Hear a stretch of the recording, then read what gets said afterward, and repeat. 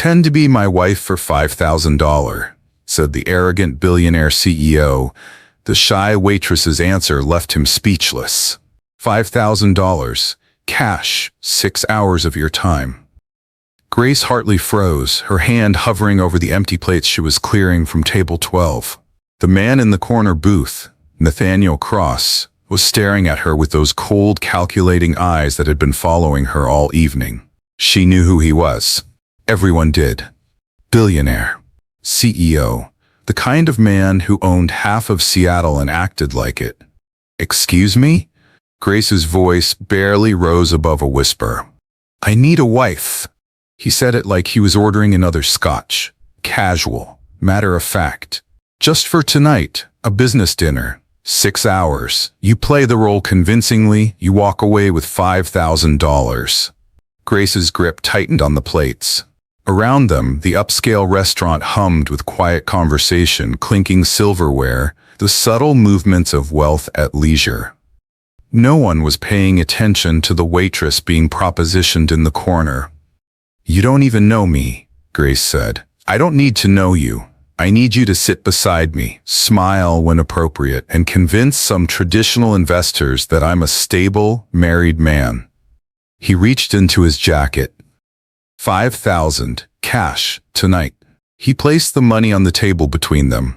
Grace stared at it. $5,000. That was 2 months of rent, her sister's medications, the textbooks she'd been putting off buying. Nathaniel's expression said he'd already won, that she'd take it, that everyone had a price. Grace set down the plates carefully. She met his eyes. No. His confident smirk faltered. I'm sorry? I said no. Her voice was steady now, firm. I don't care how much money you're offering, Mr. Cross. I'm not for sale. She turned and walked away, leaving him sitting there with $5,000 and an expression he'd probably never worn before. Shock.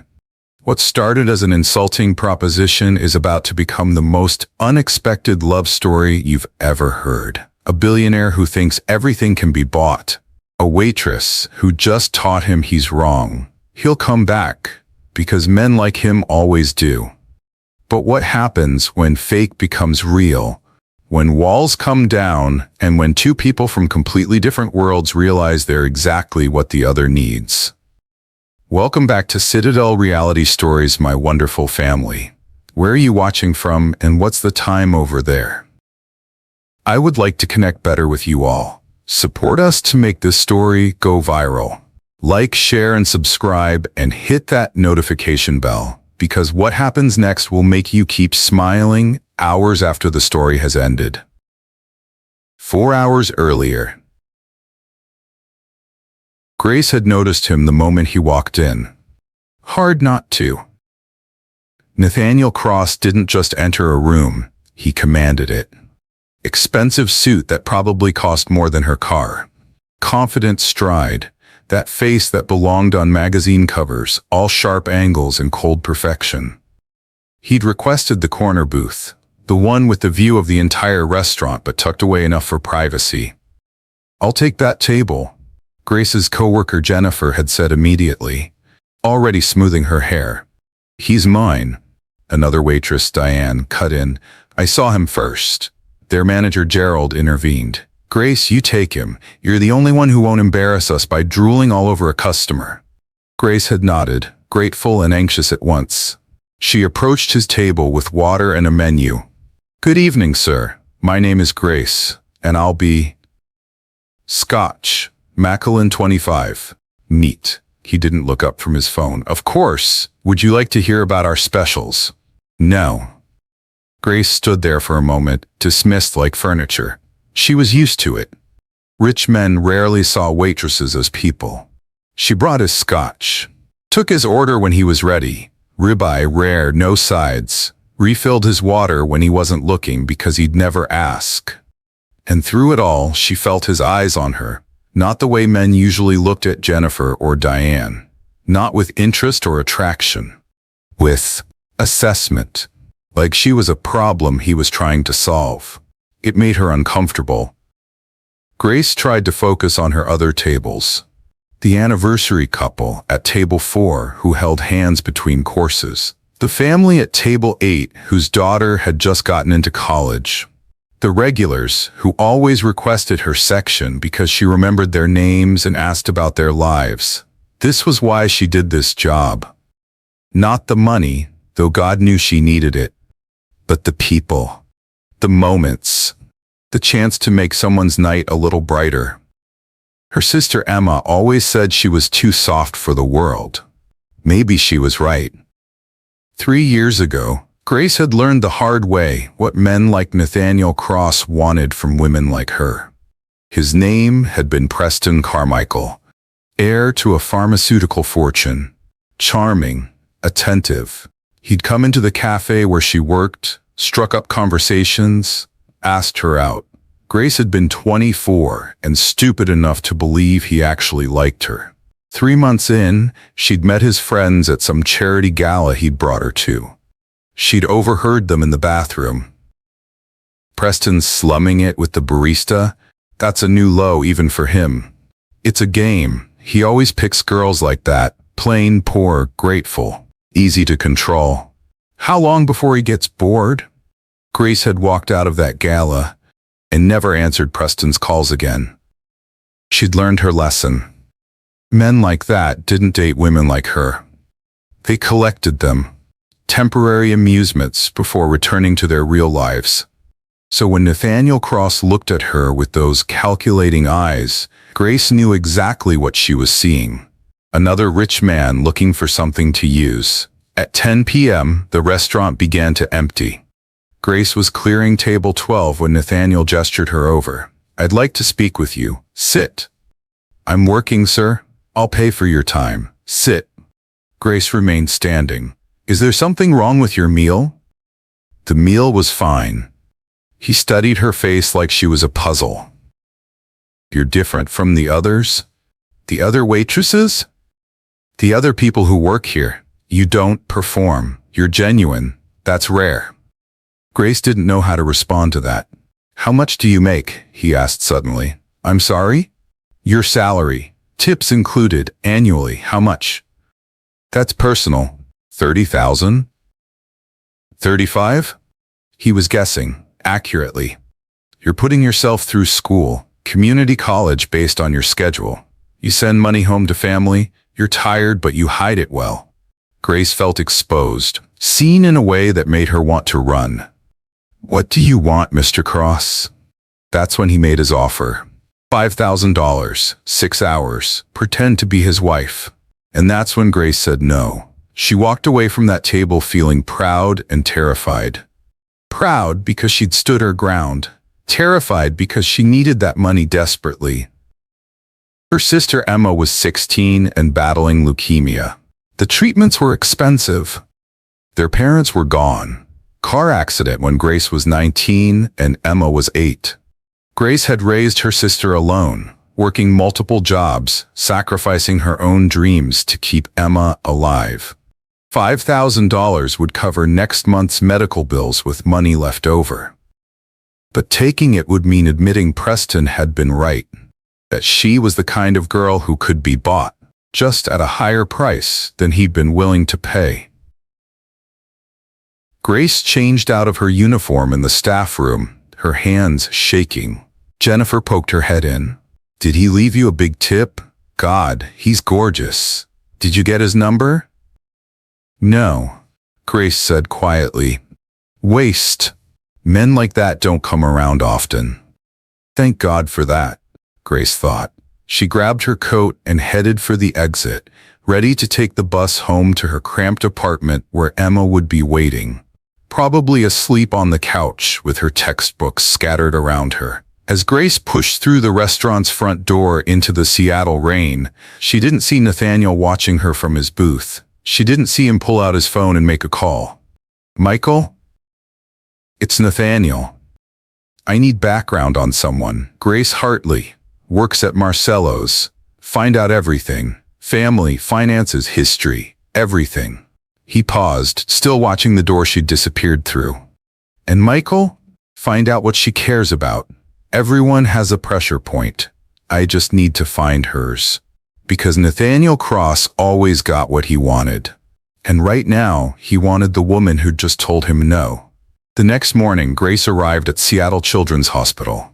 Emma was in her usual chair by the window, pale but smiling, reading a worn paperback novel. "Hey, Bug," Grace said, kissing her sister's forehead. "How are you feeling?" "Tired, but okay." Emma set down her book. "How was work?" "Fine, same as always." "Liar, something happened. You have that look."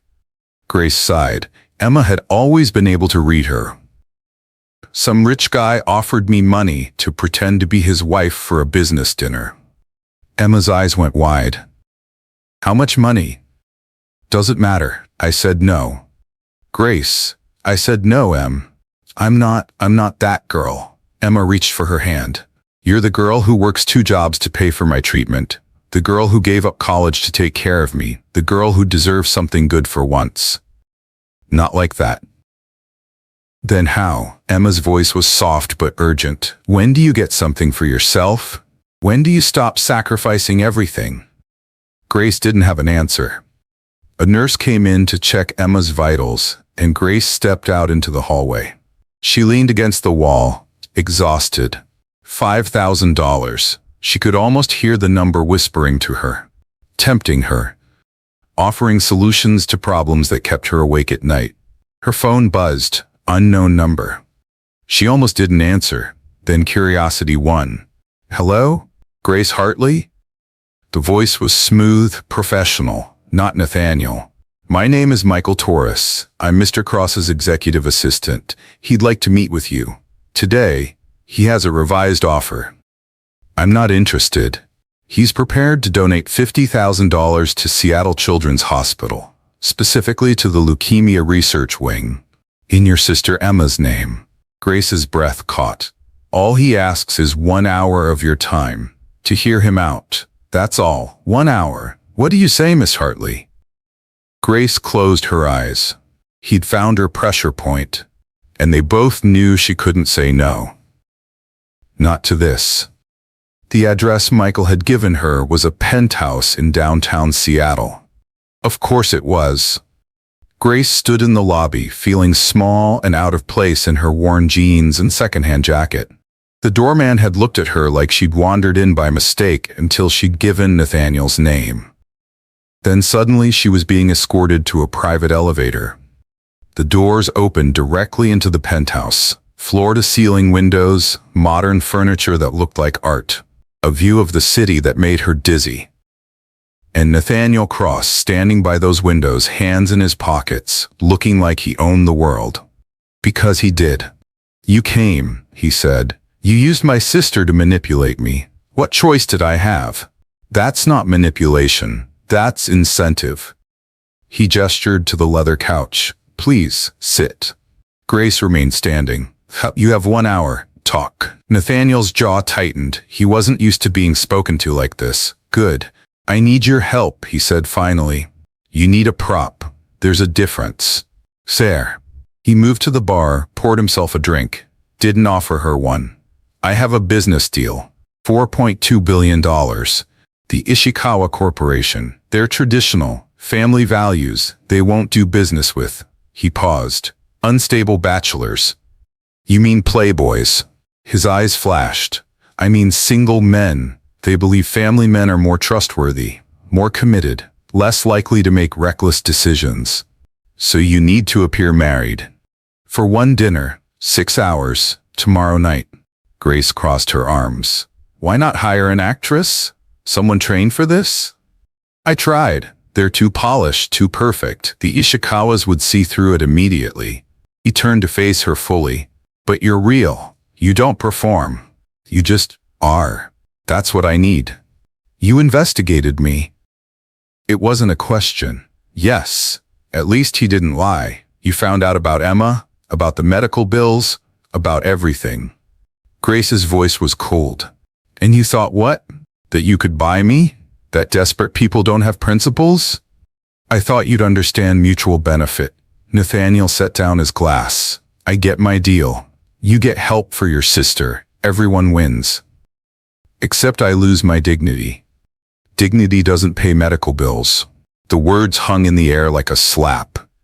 Grace felt her face flush. You're right, it doesn't. But it's all I have left. She turned toward the elevator. Enjoy your deal, Mr. Cross. I'm sure you'll find someone willing to sell themselves. Wait. Something in his voice stopped her. Please. Grace turned back slowly. Nathaniel looked different. The arrogance had cracked. Just slightly. I'm asking. Not offering. Not buying. Asking, will you help me? Why should I?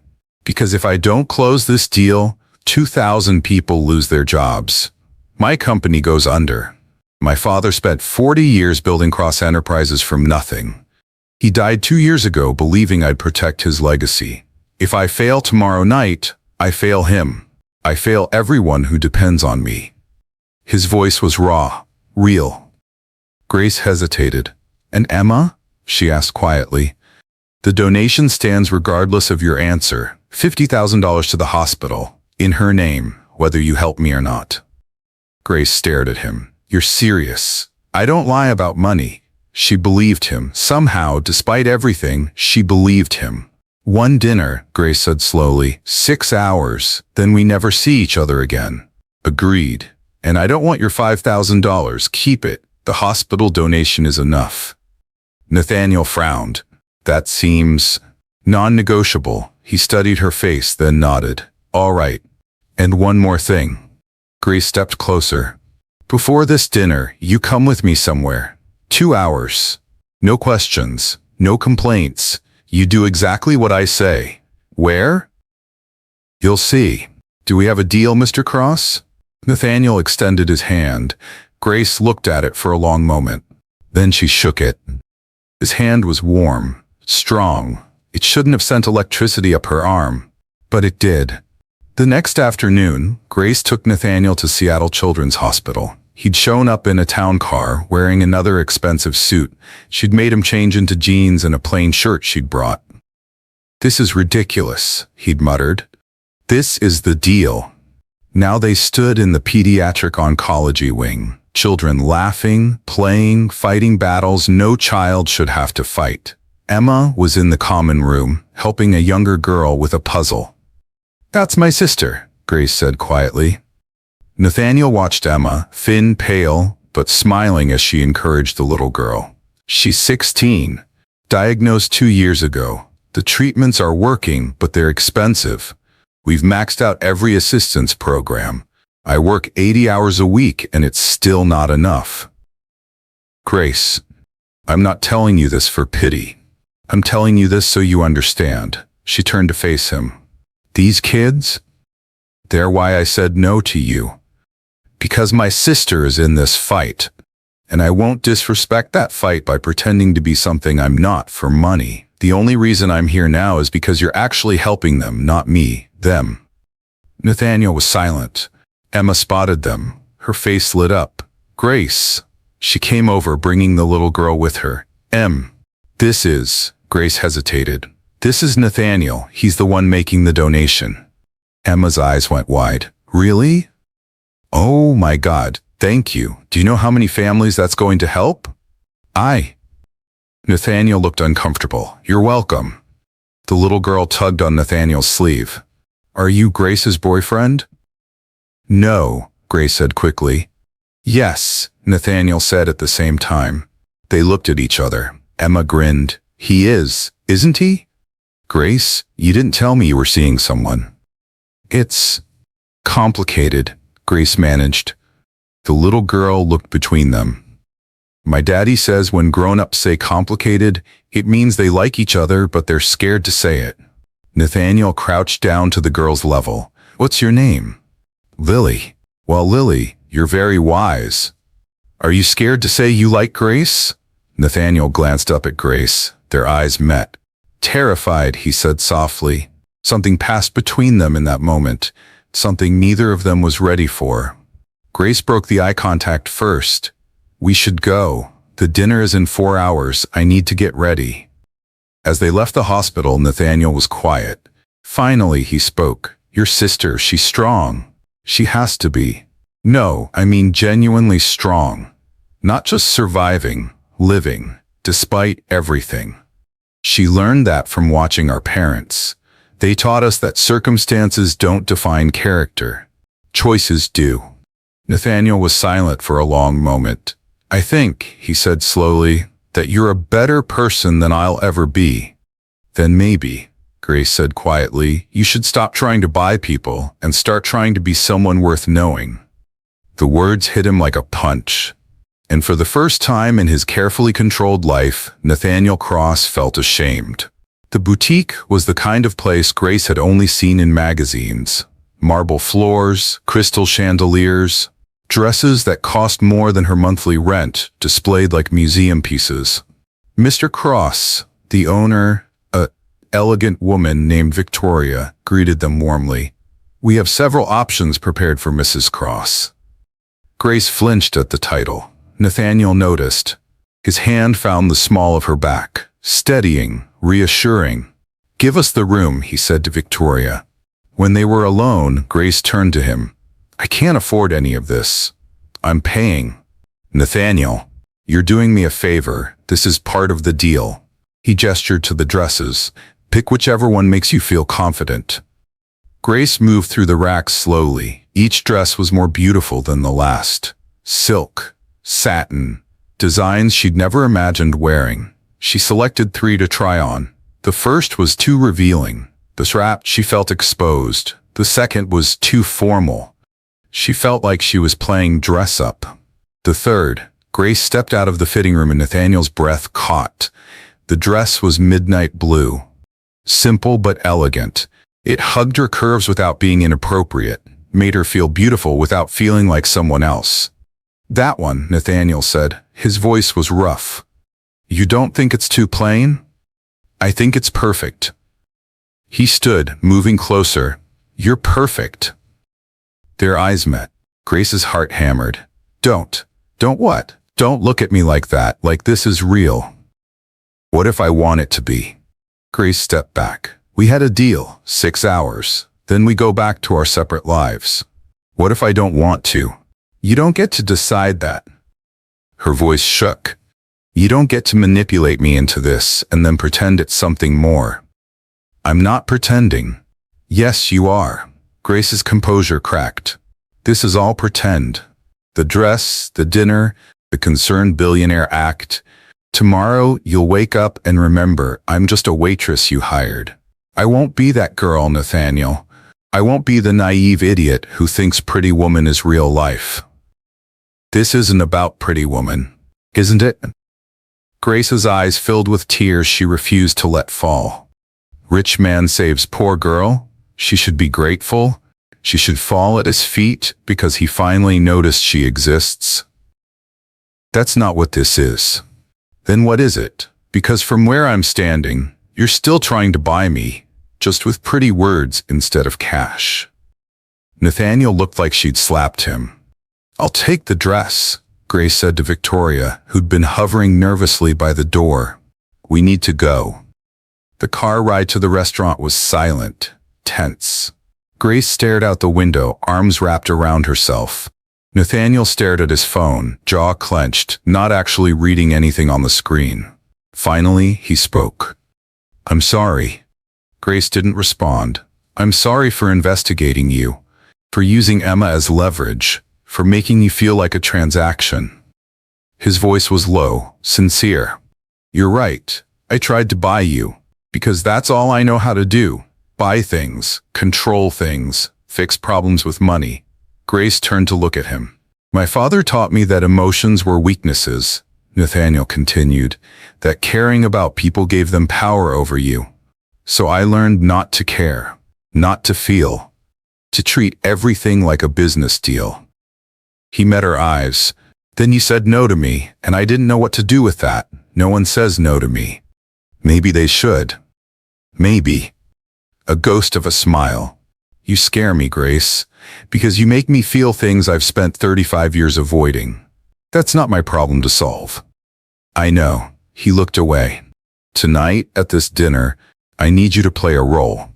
I need you to pretend to love me, to be my wife, to convince these investors we're real. His voice dropped. But I need you to know, when I look at you tonight, I won't be pretending. Grace's breath caught. Don't say things like that. Why not? Because it makes this harder. Her voice broke. Because I'm already struggling not to believe you, and if you keep saying things like that, I might actually fall for it. Nathaniel reached for her hand. She should have pulled away. She didn't. What if I'm falling for it too? He whispered. The car stopped. They'd arrived. Grace pulled her hand away, wiping her eyes. We should go. Your investors are waiting. Grace. Tonight is business, Nathaniel. That's all. Don't make it more than that. She opened the car door before he could respond. The restaurant was even more exclusive than the one where Grace worked. Private room. Quiet luxury. The Ishikawa delegation was already seated. Mr. and Mrs. Ishikawa, and their son Kenji, who would be taking over the family business. Nathaniel's hand found Grace's. His touch was warm, possessive, real. Mr. and Mrs. Ishikawa, may I introduce my wife, Grace? Grace smiled, extended her hand, slipped seamlessly into the role. She'd watched enough couples to know what love looked like, the small touches, the shared glances, the unspoken communication. She could fake it for 6 hours. How long have you been married? Mrs. Ishikawa asked warmly. 6 months, Nathaniel said smoothly. Tell me, Mrs. Cross, how did you meet?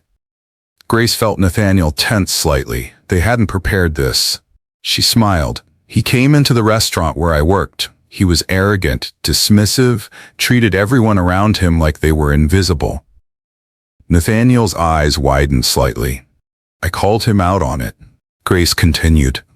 Told him that money doesn't give you the right to treat people poorly. He was furious. Came back the next day to argue with me. She looked at Nathaniel, and the emotion in her voice wasn't fake anymore. He kept coming back, day after day, until one day, he wasn't coming to argue. He was coming to see me. Mrs. Ishikawa clasped her hands together. That's beautiful. And when did you know she was the one? Mr. Ishikawa asked Nathaniel. Nathaniel's gaze never left Grace's face. The moment she refused to be impressed by me, the moment she saw me as a man instead of a bank account, the moment she challenged me to be better. His voice softened. She made me want to be worthy of her. The table went silent. Grace's heart pounded. He wasn't acting. She could see it in his eyes. Neither was she. Under the table, Nathaniel's hand found hers. She squeezed back, and in that moment, the line between pretend and real blurred completely. They were supposed to be acting, but Grace was terrified that she'd stopped pretending somewhere along the way, and so had he. The fake marriage is becoming dangerously real. Two people who were supposed to be acting are falling for each other in front of everyone. But when the investors discover the truth, and they will, both of them will lose everything. Stay with us because this story is about to explode in ways you won't see coming. The best part? We're only halfway through. The dinner was perfect. Too perfect. Grace played her role flawlessly, laughing at the right moments, touching Nathaniel's arm naturally, telling stories about their marriage that felt so real even she almost believed them. The Ishikawas were charmed. Completely.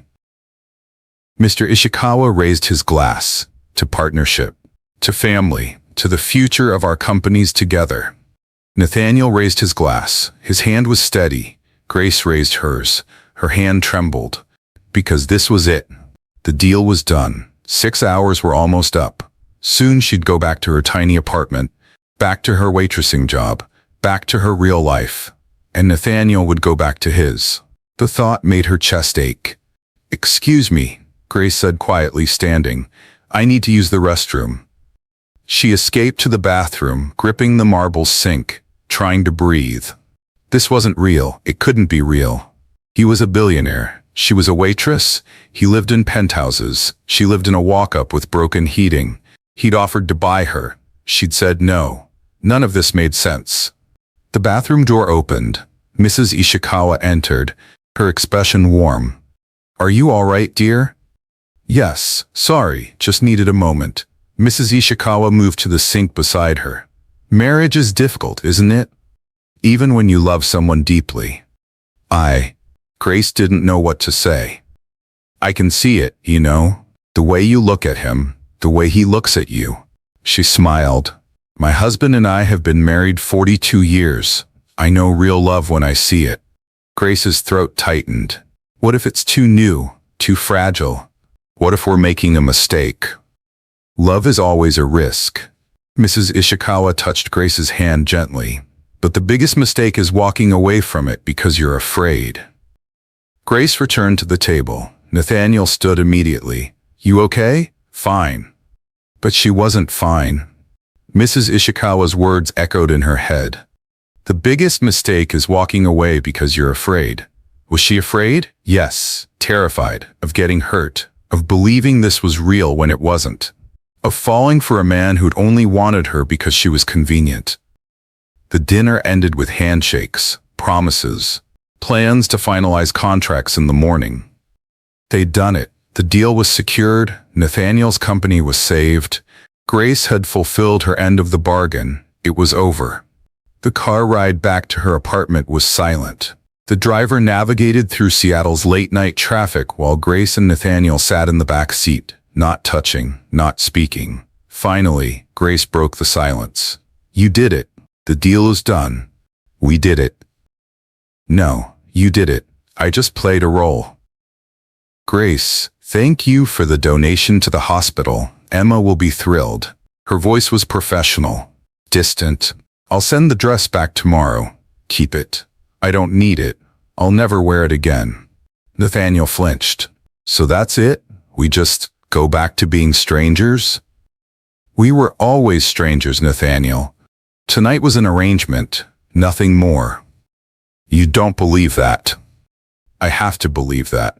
Grace's voice cracked. Because the alternative is admitting that I fell for you, that I let myself believe this was real, and I can't afford to be that stupid. It wasn't stupid. It was real. It was an act, a performance. You needed a fake wife, and I played the part. Tears streamed down her face now, but the problem is, I stopped acting. Somewhere between the boutique and the hospital and that goddamn dinner, I stopped pretending. And that's on me, not you. The car stopped. They'd arrived at her building. Grace reached for the door handle. Nathaniel grabbed her wrist. Don't, let me go. No. His voice was fierce, raw. Not until you hear this. Tonight wasn't fake. Not for me. When I told those investors you made me want to be better, I meant it. When I held your hand under that table, I needed it. When I looked at you. Stop. Grace pulled her wrist free. Please, just stop. You'll get over this. Tomorrow you'll wake up and realize it was just the adrenaline of closing a big deal. You'll move on to the next business challenge, the next problem to solve. But I won't recover that easily. So please, let me go now before this gets worse. She opened the door and stepped out into the rain. Nathaniel followed her. What if I don't want to let you go? You don't have a choice. Everyone has a choice, Grace. You taught me that. He stood in the rain, his expensive suit getting soaked, not caring. You said no to me when everyone else would have said yes. You challenged me. You made me see people as people instead of transactions. You made me feel human again. Nathaniel, I'm falling in love with you. The words hung in the rain between them. I don't know when it started. Maybe when you walked away from my money. Maybe at the hospital when you showed me what real strength looks like. Maybe tonight when you made me believe I could be someone worthy of you. His voice broke. But I know I don't want this to end. Grace stood frozen. Rain soaking through her expensive dress, heartbreaking and healing at the same time.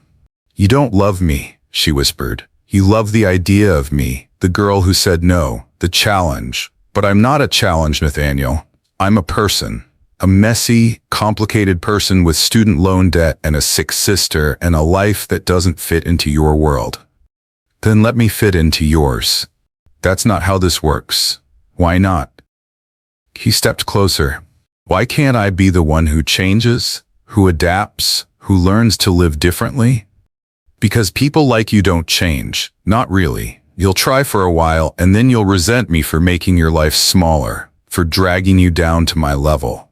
Grace, I need you to go.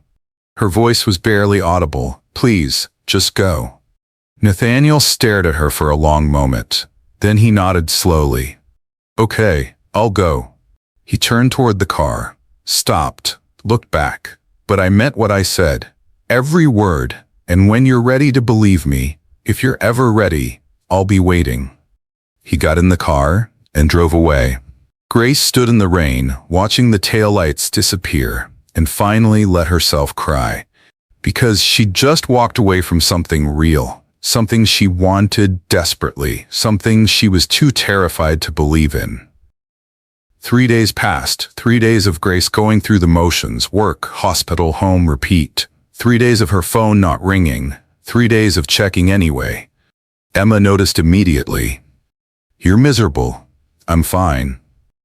Grace, you've microwaved the same cup of coffee 3 times. You're not fine.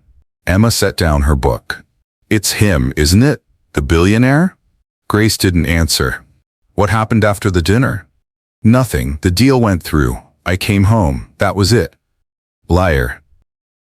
Emma's voice was soft but firm.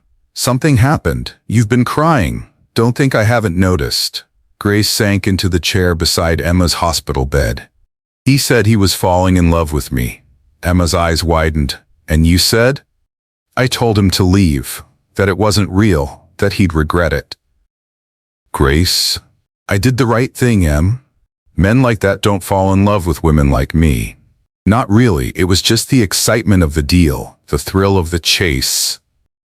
Or maybe, Emma interrupted, he actually meant it, and you're too scared to believe someone could love you. The words hit like a slap. That's not fair, isn't it? Emma reached for her sister's hand. Grace, you've spent your entire life taking care of me, sacrificing for me. You deserve something for yourself. You deserve to be loved. I can't afford to be wrong about this. And what if you're wrong about him? What if he's sitting in his penthouse right now, just as miserable as you are? Grace shook her head. He's probably already moved on, back to his real life. I was just a distraction. Emma squeezed her hand. You don't believe that? Grace didn't. That was the problem. At that exact moment, Nathaniel sat in his office, staring at his phone. Michael stood in the doorway, concerned. Sir, the Ishikawa contracts need your signature. Leave them. Sir, I said leave them. Michael hesitated. Have you eaten today? No. Slept? No. Sir, with all due respect, you're falling apart. Nathaniel laughed bitterly. Falling apart? I closed a $4.2 billion deal. My company is thriving. The board is ecstatic. I should be celebrating. But you're not. But I'm not. Nathaniel finally looked at Michael. I found something real, something that mattered more than any business deal, and I lost it. The waitress. Grace. Her name is Grace. Nathaniel stood, moving to the window. I offered her everything I had, money, security, a life she'd never have to worry about again, and she walked away. Maybe she didn't want your money. Then what did she want? Michael smiled sadly. Maybe she just wanted you to be genuine, to see her as more than a transaction, to prove you could care about something other than closing deals. Nathaniel was silent. Sir, if I may, you investigated her. Used her sister as leverage, offered to buy her time like she was a commodity. Michael's voice was gentle. You treated her exactly like every other rich man who's ever looked down on her. Why would she believe you'd changed? Because I have changed. She changed me. Then prove it. How? Stop acting like a billionaire trying to win. Start acting like a man trying to love. That night, Grace's apartment buzzer rang. She wasn't expecting anyone. Through the intercom, Grace, it's Nathaniel. Please, I need to talk to you. Her heart stopped. It's late. I know, I'm sorry, but please, 5 minutes. That's all I'm asking. Grace buzzed him up, her hands shaking. When she opened the door, Nathaniel stood there, looking nothing like the polished CEO she'd met at the restaurant. Jeans, t-shirt, no product in his hair. Exhausted, human. "What are you doing here?" she asked. "I've been thinking about what you said. About me not changing, about people like me always going back to who we were." He stepped closer.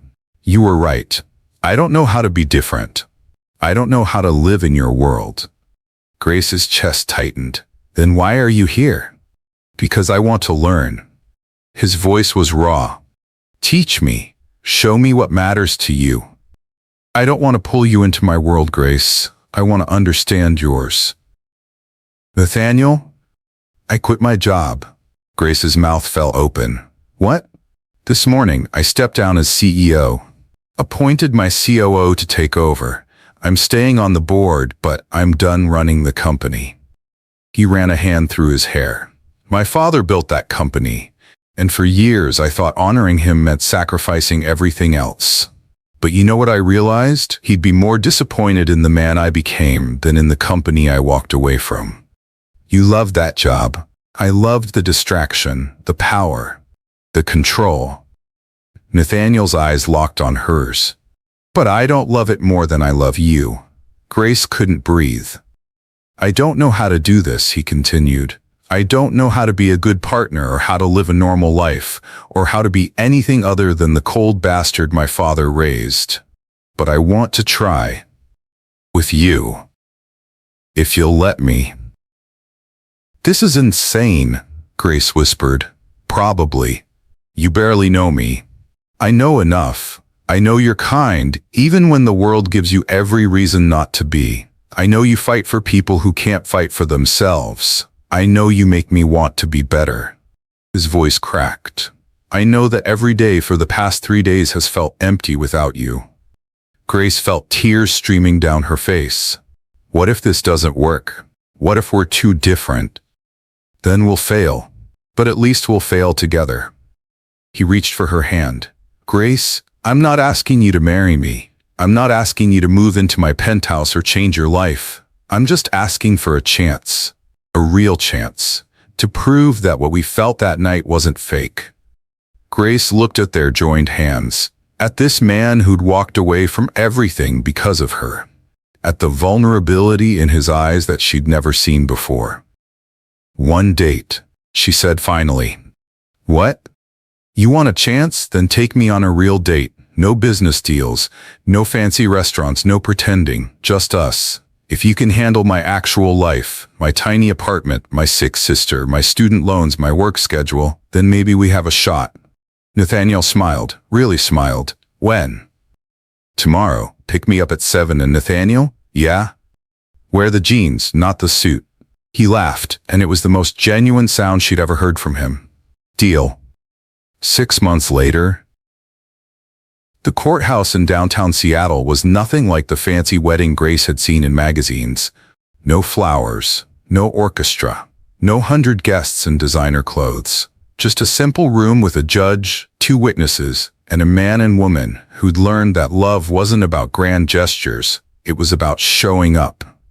Emma sat in the front row, healthy now, tears streaming down her face. Michael stood beside Nathaniel, holding the rings. Grace wore a simple white dress. No veil, no train. Just her. Nathaniel wore a suit, but not the $10,000 kind. A normal suit that he'd picked out himself at a department store, asking Grace nervously if it looked okay. The judge smiled at them. "Ready?" Grace looked at Nathaniel. 6 months ago, he'd shown up at her apartment wearing jeans. Taken her to a diner, not a fancy one, her favorite one. Met her co-workers, sat with Emma for hours watching terrible reality TV. He'd learned to take the bus, to grocery shop, to cook pasta that was only slightly burned. He'd attended her social work classes, sat in the back, took notes like her personal cheerleader.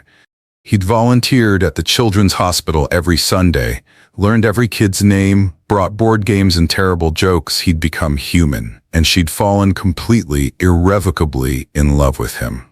"Ready," Grace said. The judge began. "Do you, Nathaniel Cross, take Grace Hartley to be your lawfully wedded wife?" Nathaniel's voice was steady.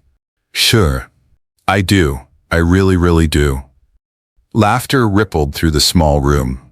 And do you, Grace Hartley, take Nathaniel Cross to be your lawfully wedded husband? Grace's voice didn't waver. I do. The rings? Michael handed them over, simple gold bands they'd chosen together. Nathaniel slid the ring onto Grace's finger.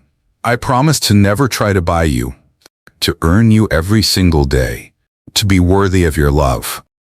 Grace slid the ring onto his finger. I promise to believe in you, to see you, not your money, not your past, just you, always. By the power vested in me, I now pronounce you husband and wife. You may kiss your bride. Nathaniel pulled Grace close and kissed her. Not for show, not for investors, not for anyone but them. When they pulled apart, both were crying. I love you, Nathaniel whispered. I love you too. Emma rushed forward, hugging them both. I can't believe my sister married a billionaire. Ex-billionaire, Nathaniel corrected with a grin. I'm just a guy now, with a very modest trust fund and a wife who won't let me buy her anything expensive. Best decision I ever made, Grace laughed. That evening, in their small apartment, the one Nathaniel had moved into, refusing the penthouse, they sat on the couch, Chinese takeout containers scattered on the coffee table. No regrets? Grace asked, curled against his chest. About leaving the company? The money?